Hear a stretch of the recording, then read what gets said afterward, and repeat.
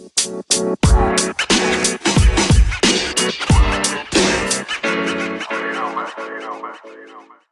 this is Kiz from Hip Hop Heals. This is a Glow with the Flow podcast, and I've got the usual suspects with me: Greg from Making Change Studios and Ben from Let's Feed Brum Homeless Charity. So it's the evening in the UK, and we're joined from across the pond from the San Francisco Bay Area by Rhythmic Mind. Could you introduce yourselves, please, gentlemen? Absolutely. Super glad to be here. Thank you for having us.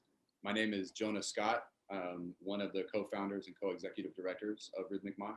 And I'm Max Klein, the other co-founder and co-executive director of Rhythmic Mind. And we are a nonprofit hip-hop therapy organization based in the Bay Area. That's amazing. So what is a non-profit hip-hop therapy organization for an everyday Joe or an everyday lay person that might not have heard of hip-hop therapy? That's a good question. Well, even the terminology is different, right? Because in the UK, I know they're called different things.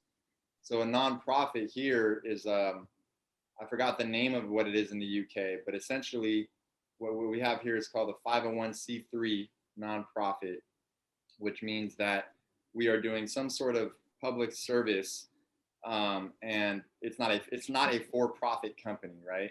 So we're able. It allows us to access, like, be able to get grants and other types of funding like that. And the way it's structured is, you have a board of directors, but no one owns the company or anything like that. So it'd be like a community interest company in England and the UK. Is that what it's called there? We'll take your word for it. Yeah. There we go. Yeah. And tell us about your hip hop therapy model. So hip hop therapy, basically just meaning that we use hip hop currently with a focus on music, beats and rhymes.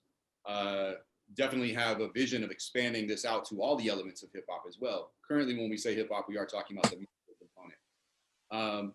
As a therapeutic medium in working with, quote unquote, at risk, we much prefer the term at promise youth, primarily teens and young adults. So roughly 13, 14 to about 24 is our target demographic.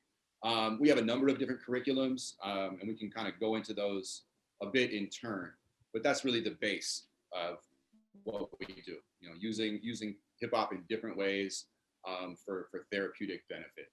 And it's not, when we say hip hop therapy, this is not meant to be a replacement for psychotherapy. It has therapeutic dynamics, and it's built from clinical aspects in terms of our background in psychotherapy. But just to kind of lay that on the table as well, this is not psychotherapy per se. Yeah, so essentially what we do, our little kind of condensed mission statement, is we offer culturally responsive avenues for teens and young adults to engage in their own empowerment through hip hop, as well as help them to inform and design their own modes of intervention in order to heal and transform themselves, as well as their respective communities, and unfold their highest potential. So that's kind of what we're really about. And as Jonah said, we have several different curriculums. They're all built from our clinical practice and our lifelong love of hip hop. So both Jonah and I have been hip hop heads, pretty much our whole lives, and also not just listeners, but also MCs and producers. And we still are. We still make music. So we've been engaged with the culture and the art form of hip hop our entire lives, pretty much. And so that's really what it really comes from, is like, that's our first love and passion. And then we also are mental health professionals, and we have master's degrees in counseling psychology, and we worked for many years as therapists, mental health clinicians, with at-risk youth at many different nonprofits throughout the Bay Area. Mm-hmm. And so what we've done is we've taken our clinical practice and expertise and kind of our background around psychology, and we combined that with hip hop to basically fuse the two together and bridge that gap to create an integrated kind of holistic model of hip hop therapy from the ground up. But it's not like we're plugging the psychology into hip hop, because hip hop is inherently therapeutic. So it's all built from a foundation of how hip hop is already therapy. It's already inherently got all these really deep therapeutic and really beneficial aspects to it for health and well-being, mental health, emotional health, spiritual, even physical health. And so, essentially that's really important to us, is we're honoring what it already is, and then we're trying to maximize and expand upon that as much as possible with our clinical knowledge and training. If that makes sense. What was the point where you guys decided to bring in something you love and are passionate about into your therapeutic work? Where was the connection point between the two? So for me, that kind of happened in grad school, which is where we met actually, in grad school. And as Max, unpacked, lifelong engagement pretty much. I was about 9 years old when I started, first wrote my first rap. And that was a long time ago. We don't have to go into how old I am, but that was a long time ago. And so in grad school, I was in a youth psychology class, and I was working on a project around just using creativity in general, not focused on any specific medium, but creativity in general with youth, because I was kind of intuitively like that could be really helpful, and youth could seem like they could really, gravitate towards that. In that, I then came across, in doing the research for this project I was working on, some specific organizations that were doing hip hop therapy. So we definitely, we stake no claim to inventing hip hop therapy or anything like that. Definitely not. The term was coined by a guy named Dr. Edgar Tyson back in the early 90s, I believe. And then there's been a number of organizations who've had their own kind of takes and twists on it. So I came across one of those organizations. And can you tell us which one it was? Can you tell us which yeah, organization? they're called Beats, Rhymes, and Life. Yeah, brilliant. Yeah, Bay Area based. They've been around for a long time, do amazing work. And so for me, that was a bit of a light bulb moment, because I wasn't totally clear exactly the direction I wanted to take my graduate education and career-wise. There's a lot of different paths you can follow in psychology. Working with youth seemed like a likely one, just some of my own kind of natural proclivities and the way I engage with the world. It seemed like that could be a natural fit. And so discovering that people were using hip hop with youth in a therapeutic fashion, again, really like a light bulb moment for me. And I saw how these different kind of paths, because I also have a lot of family history in social justice, for lack of a better term. My father in particular was very involved with a lot of racial justice stuff. And so I grew up with those values really instilled in me. And so I saw an opportunity to take something that's been such a core part of my life, and it provided tremendous therapeutic benefit to my life, that being hip hop, now intertwining that with some of the social justice dynamics, because working with youth from marginalized communities, being able to provide them with services they need that they might not otherwise have access to, as well as, being of service in a very real way, because you're providing therapeutic benefit, from the clinical piece, for the therapeutic benefit to really have depth and to really land. And so all three of these things that were, wanting to be of service, the social justice piece, and then hip hop, seeing how these all wove together, and it was kind of like the path just sort of opened up before me, and I was like, all right, cool. This is clearly, like, in a sense, it felt like this is my purpose. This is what I've been put on this planet to do. And it took me getting to this juncture for all these things to kind of weave together to be like, I can be fully myself, offer all of myself to the world, and have benefit and be able to make a living off of that. So that was kind of my journey to that point. And for me, there's a little bit of a different journey. So I was working with this organization called the Be Within, and we were doing poetry and creative writing workshops in juvenile halls. And when I started doing that work, I was really feeling like, wow, this is really amazing, like working with this population in the juvenile halls. And I was doing poetry and creative writing workshops because that was the curriculum of that organization, and what their workshops were centered around. But because I was like always like hip hop at my core, I started to bring that into those workshops. So I started to like freestyle with the kids. I would also like spit verses for them and stuff like that. And I had some skills, so it actually really helped me earn a lot of respect and build some very strong and meaningful relationships with those kids. So then they would actually kind of look up to me and listen to me. And doing that work was like extremely fulfilling. And I had kind of felt like, wow, this is like, I'm really fulfilling my purpose on the planet. And that made me then want to go, especially because like the more I introduced hip hop into those workshops, the more the kids just like lit up. They got super engaged, and I could tell I could see how powerful it was. And I've always kind of intuitively known that about hip hop because as Jonah said, it really helped me in my life. Like it like saved my life really. So, you know, knowing all of that, I was like, okay, well, this is kind of my path. And it became really clear to me that I somehow wanted to combine hip hop with some methodology of healing in order to help that population as much as I possibly could. And that's what led me to go to grad school. And I had been preview to the work of BRL by that point as well. So I was aware that there was something called hip hop therapy, and you know, but I kind of had my own kind of vision, and I was trying to put the pieces together. And that led me to go to JFK and study transpersonal psychology, which is the program we were both in, which is cool in its own right because it's also incorporating aspects of, you know, spirituality into psychology instead of just having it be only focused on the Western model. It's like bringing some of the Eastern teachings and the idea of holistic practices into building on top of all of those, you know, conventional psychology models.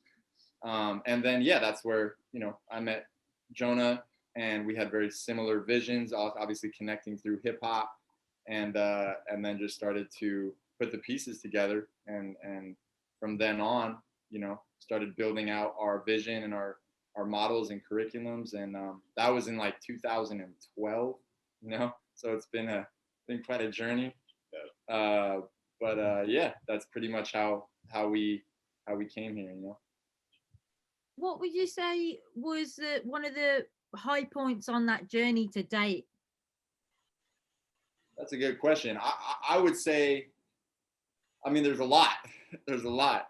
You know, like, I mean, one of them would be the very first time we ever did a group, you know, using our curriculum, like the very first time we actually did that on the ground, which was back in 2014 at a continuation high school in West Oakland. And, you know, it was like all of these were ideas until then, right? That's when the rubber really hit the road or whatever. And we tested it all out, you know, and we saw the impact that it really could have and that it did have. And yeah, that was really amazing. I mean, there's a whole kind of story that goes along with that in terms of one of the kids that was in that program and how deeply everything kind of impacted him in that process and where he's at now. Yeah, I mean, I guess maybe we could just tell that story now. I mean, Jonah, I feel like, you know, you do a really good job telling the story. Yeah, and then, we'd you know, love we to have hear. there's a song too we can play with it. So yeah, why don't we go ahead and do that? Yeah, sure. Yeah, so this was a young man, and he had a little bit of experience as a beat maker, and definitely some talent in that area. You could tell he had some real budding talent, and he'd written a few raps as well. But in our program was the first song he'd ever like put together and recorded. So this was a kind of a milestone achievement for him through our program. Excuse me. And he was a fairly, without going too deep into it, fair amount of anxiety, even some like depersonalization, body language, pretty like kind of closed off, not super socially engaged, not super academically engaged either. He was at what's called a continuation high school, which is, this is a high school for kids that get way, way, way behind on their credits. And then they can stay there later up to 21. And they also get like a lowered credit requirement for graduation. So it's kind of like a last ditch effort to be able to graduate. So the school itself is, you know, everybody there is having challenges of one kind or another that are then manifesting in academic challenges. So he definitely had those as well. Just, he had challenges engaging with the world around him would be a very simple way of putting it. And so over the course of our program, and there's a lot we do in this program. There's like a whole discussion group, which focuses on areas of challenge and then moves into resilience. So we're kind of honoring challenges they go through, but then flipping that into resilience and really trying to open up how, you know, you can even rearrange your relationship to challenges so that they become sources of strength and resilience in that. Reauthoring your narrative essentially is what it is. And then we have them write original pieces of music, both make the beats and write the lyrics and record them. And the songs themselves are about this reauthored narrative that they imagine for themselves. So kind of imagining themselves in the future being successful, whatever success means to them. That's not just monetary. It's, you know, wide open for them to define that for themselves. And then through the songs describing what that looks like, what that journey to get there is going to be like. And it's super open-ended. It can be very literal. It can be metaphorical. However, but that's the core of, and so this is based in a therapeutic modality called narrative therapy. And this idea that we all have, you know, stories, narratives that we tell ourselves consciously or unconsciously. But once we become conscious of them, we can start to take control of them and reauthor them, and to create. And a lot of that is around changing your relationship to whatever different dynamics in your life are. I am not depressed. I have a relationship with depression, right? So that's just a very basic example. So the songs really become like an embodiment of this reauthored narrative that the youth are then able to take with them for the rest of their lives. And so for this young man, he was really clear that music was going to both be his kind of destination of success, as well as the vehicle he was going to use to get to that destination. The music kind of encapsulated, you know, all of that whole journey, the journey and the destination. And he recorded a song, again, this was the first rap song he'd ever actually recorded, made the beat as well, called Golden Piano. And the golden piano kind of served as a metaphor for that, again, that whole journey and the destination. We'll play it here in a minute. It's really, really dope song. And then, yeah, so during the process of this group, literally his physical posture started to change. He started to, you know, just show up much more kind of, you know, embodied, much more full, much more present, became much more socially engaged and much more academically engaged as well, just showing up much more thoroughly in his classes. We literally had some teachers come to us and be like, I don't know what you guys are doing in there, but this is like a whole new kid in my classroom. Yeah. So underwent like pretty profound transformation through the process of the group. And then he, you know, recorded this song. And we actually had Tajay from Souls of Mischief. I don't know if y'all are familiar with Souls of Mischief, part of the Hieroglyphics crew. So we had Tajay actually come down to the school, listen to the song, give him some feedback. So that was another really cool thing that was able to happen from that whole process. Props out to Tajay for doing that for sure. For real. It was a good look. Kid, he loved it. He loved it. Yeah. And we're super happy to say that he's now gone on to, you know, it's what, like 5-6 years later, and he's actually been there for a few years. So it's not that even that took him that long, but he's a super prominent fixture in the kind of underground hip hop scene in the Bay Area. Highly, highly, highly respected, especially as a producer, but also as a lyricist. People definitely, he's developed a lot in both areas. And has a pretty sizable like cult following, you know. People even a little bit like mystique around him, like, oh, that's he goes by the name Overcast, Overkast. You can check out his Bandcamp. He just put out an album. I guess it was a little over a year now. I think it was like towards the end of 2019, called Try Again, which even the name of that's like the embodiment of resilience, right? Try again, literal testament to resilience. And so he's, by and large, you know, actualized this thing that he's manifested the vision that he set forth for himself through our program, you know. And of course, we don't take like ultimate credit of that at all. He's amazingly talented. He's put in the hard work to develop his talents. He's worked on his career, and you know, a lot of the glory goes to hip hop itself. And since we are conduits of this, we don't, you know, so. Nonetheless, he has expressed to us that, you know, our program was really instrumental in kind of helping him to get fully his bearings in terms of, you know, his relationship to music and the direction he wanted to take it. We have a testimony on our website from him stating as much. So, yeah, if we'd like to just, you know, go ahead and play the song if that's cool with y'all. Love to hear it.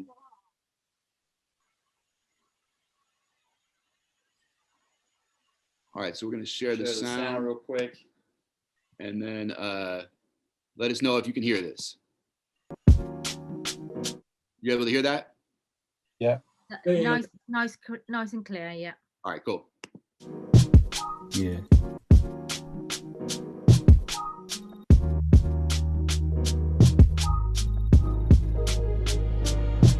Frustrating to believe the mouths of the hating.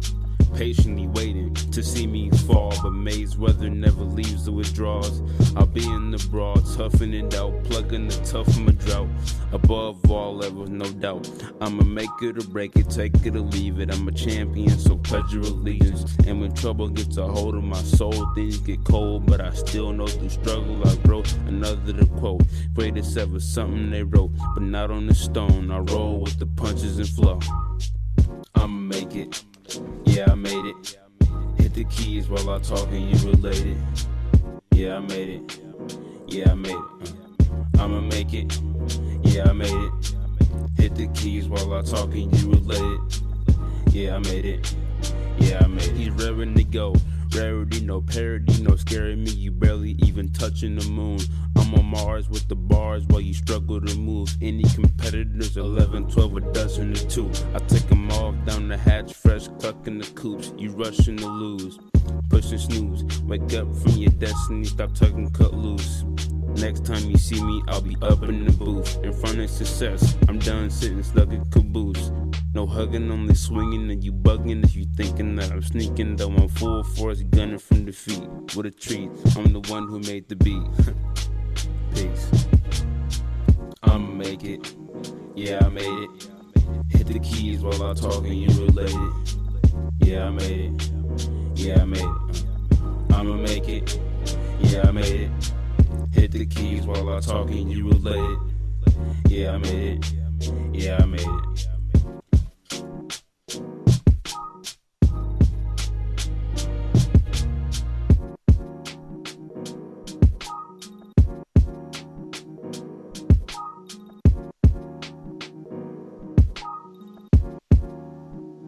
Yeah, I made it. Yeah, I made it. Yeah, I made it. Yeah, I made it. So yeah, and again, again, that was the first song he ever full song made, full ever song, yeah. recorded. He made some beats, he'd written some raps, but he never put like the whole, He had thing never recorded a song before. together. Yeah. That was so for the first Yeah. time ever recording a song, right? And so There's some, yeah, I love that song. Obviously. That's really cool. So, just to kind of add another layer to this, not too long after his album dropped, this was probably like early 2020, I was reading an online hip hop publication. I don't think it's actually around anymore, but it was called Ambrosia for Heads. And they were doing an album review of Earl Sweatshirt's last album that he put out. I don't know if y'all familiar with Earl Sweatshirt, part of like Tyler the Creator's crew, Odd Future. Oh yeah. Really dope MC, producer as well, but primarily known as an MC. I can't remember the name of the album off top, but it was his last one. And I'm looking through the production credits, and on at least one, I can't remember, it was at least one for sure, maybe two, production credits, Overcast. Spelled the same way as the name. I was like, what? There's no way. High five On that for sure. And yeah, and then I looked into it, I got a chance to even hit him up, and he was like, yeah, that's me, like Earl's the homie. He was like, and he kind of played it off cool. He was like, oh yeah, me and Earl, he was already messing with my music, so it was really easy to, no big thing. But then I remembered back in the group in 2014 when we were just talking about rap music in general, what kind of, because some of it we just kick it and talk about hip hop and stuff. We make it like fun and enjoyable. And he was mentioning Earl Sweatshirt as one of his all-time favorite artists. Yeah. Now gone on to actually work with. Yeah. So that, like, again, the idea of reauthoring your narrative and having this future vision of your success and exactly what you want to create and manifest, and he literally, as he talked about that in the song, you could hear it. And then he literally went on to actually create that full-on reality of working with one of his favorite artists. So yeah, pretty. Yeah, I just want to bring Greg in because I noticed that you said something, G, and you froze. I couldn't work out what you're saying, Bab. Oh, yeah, definitely. I'm trying to chip in from the start, to be honest. I'll be like, can I ask a question? Sorry, we get on a bit of a roll too. Yeah, we're super excited about this stuff. So yeah, it's our bad. I want to take it right back to the start. When you said, I noticed you said, I don't know if it was your company's slogan or motto, or something that you use as sort of one of your your mission. And you said, statement. Yeah. they're not kids that are, or youth that are not at risk but at promise. Promise, yeah. Yes. Can I ask Why you chose? Can you ask why you chose those particular words and to expand on it a little bit? That is actually, that's not a term we invented. There's been a bit of a push because at risk has been around forever and ever. That's just used to describe kids who are generally from, marginalized communities, most often youth of color, that are at risk for various reasons. A lot of violence in their neighborhoods, under the systemic oppression, systemic racism. Marginalized and Marginalized. All of the trauma and stuff that goes along with that from top to bottom. So there's been just a kind of catch-all classification for a while, especially in the mental health field, of at risk. There's been a push, not sure exactly who this came from, but we definitely have adopted it because we feel it's just a much better look to change that to at promise. Yes. So you're looking at it from a strength-based lens. You're not focusing on the detriment. You're not focusing on what's wrong. You're saying what's right. How do we amplify more of what's right? Exactly. What's the promise here? And that's a huge part of our work in general. Yeah. And now there's a whole movement that really picked up some steam. So there's actually some legislation that's trying to be pushed through to actually change that nomenclature in the literature that comes out. Mm-hmm. So, you know what I mean? So it's like there is a shift that's going on around that in terms of the whole mental health kind of field and arena here. Space. Yeah, so we're just adopters of that, and we push that. But, the other thing I wanted to ask you said, sorry, what was the lad's name that you played? Overcast. So it's OVRKAST. Mm-hmm. So he made that beat as well. Yeah, he made the beat. Yeah, I mean, I was trying to flag it up in the tune and say, listen, the beat was good. I noticed it was kind of offbeatish in places. It wasn't it was kind of sort of unorthodox. There was parts of the tune where it kind of felt like it was a bit out of time, but it worked. That kind of offbeat sound. But great work you're doing, and I'm going to sit back and listen to the show. Yeah, I mean, man, thank you, man. Much appreciated. Yeah, that means a lot, Tremendously. That's really why we do this work, So, but I highly recommend you check out some of his newer stuff. Check out his new album, the album that came out around a year ago called Try Again, because he's developed whole nother levels in terms of the production and the lyricism. Yeah. And he definitely has his own very unique style. He's definitely a really dope lyricist and also just a phenomenal producer. So his album is on Bandcamp, is that right? Yeah, definitely. Try Again. Yeah. Cool. And he's got some, he's definitely got some videos out and stuff as well on YouTube. So check that out. Yeah, I just want to come back to Ben now. Ben and I have been working in a homeless hostel that he helped to set up as part of his work with Let's Feed Brum, called Tabor House in Digbeth, Birmingham. And Ben, I'd like you to talk about the strength-based approach that you adopt and the successes that has had with the guests, as you call them. So we also mess around with language and use a more positive psychological basis for how we talk. So, for example, looked after kids are called lack kids. And that's a term that really stings a lot of people who come from a positive strength-based approach. So it's about your work and the strength-based stuff you're doing. Yeah, so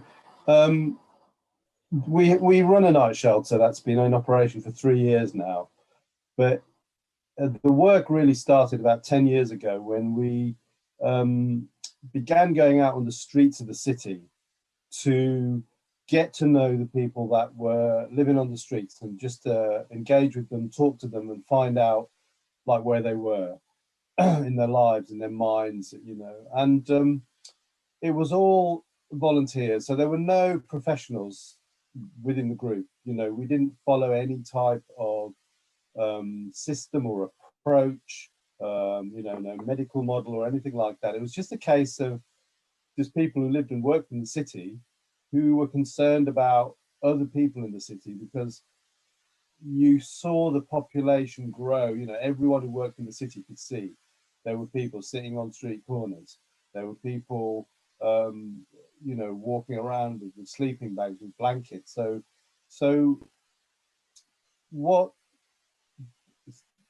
that developed into was actually a kind of community of people Many of them worked in the offices or lived in the city, and many of them were people who were sleeping rough and living in hostels. And they kind of grew together, this group of people. So those who were kind of established and stable lives, and then there were this group that was, and we were associating with each other, people who would slip through the net. And one of the things that emerged from that was that because the attitude that we approached people with was never one of like, you know, we're in a situation, or I'm in a situation where I'm stable, you've got problems, you know, so like I'm fixed and so you need fixing, right? It was never that. It was never that approach. It was always, you know, how are you today? What's up? Fancy a sandwich, or what's been going on? And so we've always been on the same level, as it were. We're all just human beings. Some obviously in more difficult situations than others. So when we opened the shelter up, we wanted to make sure that there was no kind of line drawn, or no distinction between people in that situation and whether it was the staff or volunteers at the shelter. So that's the reason we call them guests. We didn't want to call them clients, or that kind of terminology where suddenly there's a relationship and it's kind of puts one person above the other. So I know that, you know, obviously in the psychotherapy world you've got terminology like that, but because we weren't professionals, we didn't need to go down that road. And then it became very clear to me that actually a lot of the people working in that sector were using that kind of terminology and that kind of attitude. And a lot of the people that were on the street were people who basically been through that a revolving door. So they tried to access the system many times, and they come up against an attitude which was humiliating and dehumanizing. And it wasn't that the help wasn't there, it was the way that the help was offered. People, they couldn't stand it, and they would just leave. And it was like, you know, relationship is what people want, engagement is what they want, interest. They want a genuine human being who is not there just because it's their job, but it's someone who actually cares about that individual. And we use that terminology. You call it strength-based. In the UK, there's a movement as well, which is and it's called a strength-based, person-centered approach, where you're working with people, and the basis of it is not like, okay, you're a person, you've got problems, you've got mental health issues, you may be a drug addict, you may be homeless. You don't start there. That's never the starting point of the conversation. The starting point of the conversation is, you know, what is it that you like? What is your interest? What is your passion? Do you like music? Are you a carpenter? Do you know, so you get to develop an understanding, just like when we meet each other for the first time. You know, we're not asking each other, are we? We're not saying, are you homeless? Do you have mental health issues? Do you have problems in your life? That's not how relationships develop. So there's a lot of resonance there with that kind of approach, and it's quite a battle, because I think the vast majority of that sector in England, in the United Kingdom, is still using a kind of that approach which separates the person that needs the help from the people that are kind of ostensibly supplying the help. So you know, it's and we've managed, using that approach, you can see extraordinary results. You know, I was talking, I think I mentioned this before in maybe another podcast, but there's one of the guys, I'll give you an example. He was a guy who, for the first 3 years that I knew him, he was on the streets in the city.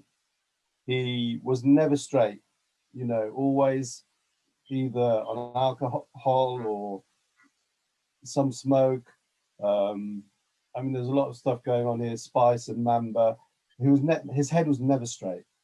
And from my point of view, I just kind of felt, because we have people who die on the streets, and I always thought he's going to be one of the casualties because he doesn't respond, and he's always in that state of mind. Well, he was one of the first people that came into our shelter, and it gave him some stability. And actually, within 2 or 3 months, he started work, and he's got skills. He was in construction, and then it was quite interesting because the kind of path that you think that a person might take, that he's going to get a job, then he might go full time, and then he's going to kind of rent his own place, and then he'll go down whatever, that route of looking after himself. Well, this guy had, his dream was to tour Brazil. So he wanted to build up enough money so he could go on a 3-month tour of Brazil. And he did exactly that. He saved the money, he planned his itinerary, and he went. Now, after that, he came back to England, got a job, did the same thing, went to Thailand, and then went there for 6 months. Now he's back in England again, within a few weeks, back working, and now he's planning his next trip. Now, this was a guy who literally was off his head for years. And when you approach someone on that level of, you're a human being, you've got the answers in you, you just have to let that person find that way, find that path. Mm-hmm. Like that guy that's gone through your program. I mean, these things are incredibly encouraging. Mm-hmm. That kind of gives you more motivation, doesn't it? You see someone that's come through, and they've come through the other side, and literally, I mean, you're not their parents, but you're proud of these people.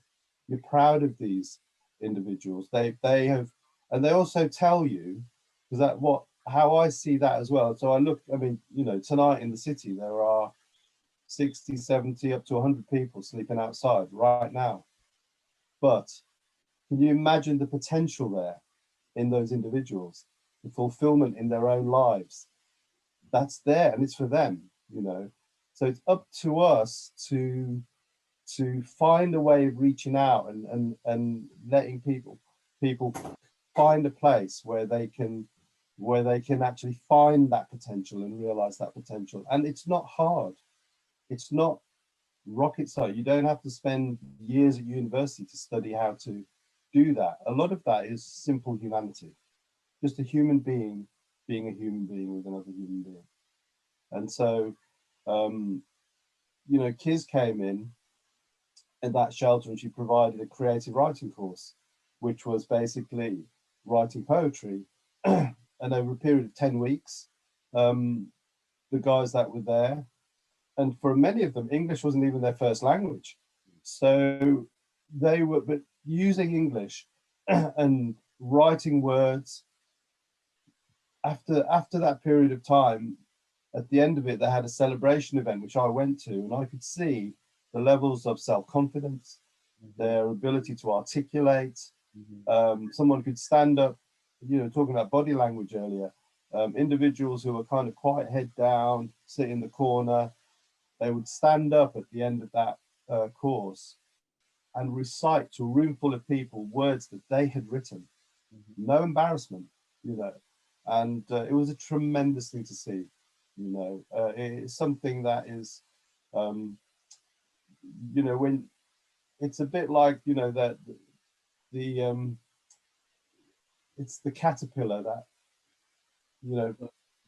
forms, goes into the chrysalis, and then at the end of it bursts through, and there's this beautiful winged creature that flies out, and that's, you can never get enough of that, and we just seem to be in societies where the kind of powers that be or the status quo, they don't seem to want to encourage that. It's like they want to keep things as they are. We all know people have agendas, but when you realize that there's ways in which the way you live your life and the things you do can can bring people out. And of course, it's a personal journey for us as well, isn't it? You know, our own creativity, our own sense of fulfillment, our own, you know, are we realizing our own potential? Have we got something to say? You know, something to sing about, something to bring in. So it's time for me to shut up, kids. Otherwise, I'll never stop. No. It's all good. I think That what you're sounds like saying an is incredible really, program. Yeah, it it's sounds really amazing. key. Sounds like you Yeah. guys have seen some really amazing outcomes and results, and I think it's awesome that you were able to bring kids in and start to bring in that creative aspect and using the power of, you know, hip hop and poetry, because I just, you know, obviously that's our whole life, and we know the power of that. So it's awesome that you guys would bring that and kind of finding ways to collaborate in those ways and combine what you're doing. Yeah, that's how me and Greg met, isn't it, Greg? It is, yeah. In one of your workshops. Remember that like it was yesterday. Yes.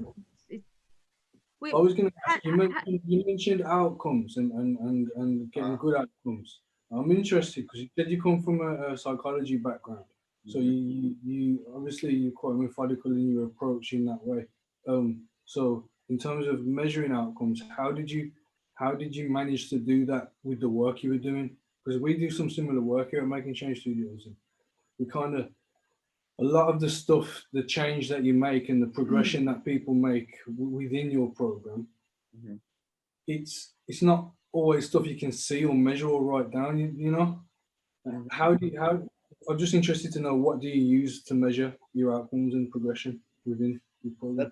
That's a great question. Yeah. So, you know, there's different kinds of data, right? There's quantitative and qualitative data. So qualitative data is stuff that has to do with, you know, maybe like the story we just told you, or anything that's an anecdotal, or you know, just but it's a very concrete outcome, right? Like someone's life changes, or maybe a kid tells you something with words, you know, or you see it and you see a very you know, very clear reality of how they're of how they're presenting. But there's also the quantitative data, which is more about, you know, actually the numbers and the measuring of the actual different types of domains of functioning and things like that. So what we do is we have a survey that we created, and we're actually looking into using other kind of even more evidence-based types of assessment tools. But any assessment tool works the same essentially, right? So basically, depending on what, you know, because we didn't yet get into all of our different models and curriculums. They're all very different, and so they have different kind of outcomes and objectives. Although they're all kind of under the same umbrella, but some of them are more focused on different things, right? Because we have our freestyle therapy cipher, and then we have our flagship program, and then we have our discussion group. And so essentially, you know, when you study mental health and psychology, you learn about the different domains of functioning. Stuff like, you know, affect regulation, which is the ability to regulate your own affect. So kind of to regulate your internal response so that you have, you know, better impulse control and things like that. So you're not overwhelmed or flooded, right? So that's affect regulation. Then there's like affect expression, which is your ability to identify and express different emotions, and as well as express your needs and feelings effectively, effectively communicate needs and feelings. So those are like two domains of functioning, right? Then there's stuff like, impulse control, anger management, which usually would be called, depending on how nuanced you want to get, frustration tolerance, how much frustration you can tolerate. Then there's just like more kind of subtle, general things like what is your stress level, how confident and self-esteem, how much confidence and self-esteem do you have? What is your, like, how connected do you feel to your community? Things like that. And you can, a lot of what we do is we just create very simple 1 to 10 scales, and we have a pre and a post survey that we administer that covers all of these different domains of functioning depending on what program we're doing. And at the end, you very much will see that, like, okay, they started out with this number and then they end with this number. So it's pretty clear, you know. And they've written themselves. It's an, as you say, it's an expression from themselves, isn't it? So as much as you can measure numbers of performance in, I don't know, the fields or whatever, I guess hearing it straight from that person, this is how I felt before I started, and this is how I feel now. I guess that's 100%. And on our surveys, we always have a section where they can also say anything else they want to say about how they were impacted by the program, how it helped them, what they liked about it, what they didn't like about it. So we get feedback as well, but also it gives them the chance to like say specific words that they want to say about how it helped them or how it affected them. So then that's also data, you know. But yeah, I mean, it goes on and on and on. You know, the positive outcomes that we've seen and that we usually track are things like affect regulation, affect expression, resilience, positive thinking, your relationship to challenges and adversity. What else? Your connection to that's another the connection to kind of community, but that can be a very broad sense because a lot of the group, you know, we work in groups almost exclusively. So really developing that cohesion, increased. Did you say the cooperation skills? I was about to say that increased negotiation and cooperation skills. You know, social skills. You know, positive interactions with peers. So all those things can be measured. You know, because it's just about where on a scale when the kid fills that out, where are they feeling like that right now? And then at the end of the program, what is the difference? You know, do they feel more resilient? Do they feel like they can think more positively? Do they feel more connected to their community? You know, all these things. We would definitely like to, you know, and are making some moves to move in the direction of even more, much more, very, very thorough research, working with, you know, established researchers to really try to get hopefully, you know, statistical significance actually established with some of these. But yeah, for the time being, these things do still show improvement. You know, I mean, if the kids are self-reporting this, by and large, we feel that that's still really is a measure of success for us, as well as the anecdotal stuff. I mean, the term anecdotal, I feel like has a bit of like it just doesn't carry much weight. But I would challenge anybody I just told that story to tell me that was a phenomenal experience for that kid. And that's not even maybe the most powerful one we have to tell. So those stories for us also really translate. And of course, there's a lot of variables. We're not saying we're the only variable in that youth's lives, but there's a very clear sort of beginning, middle, and an end to that whole experience. And you know, clearly the work that we were doing was a huge part of that story. Yeah, I mean, he told us that. You know, so like, again, the qualitative data is really just as significant and just as valid as the quantitative data. It's good to have both, though. So we're, you know, in terms of really legitimizing what we're doing, you know, a lot of people already look at what we're doing as very legitimate, but we're definitely looking at, you know, going to the, you know, highest possible levels of that, like really getting outside evaluation, research that people, you know, that's all they do, right? So, because, you know, that's not our field of expertise necessarily, the research part of it and the data collection part. But we're definitely moving more, you know, more in that direction, because, you know, for a lot of grants and stuff, they expect that, they need to see all that data. For sure. But as far as the data that we have gotten and the outcomes that we have gotten, they've been tremendously positive and kind of mind-blowing, really. Yeah.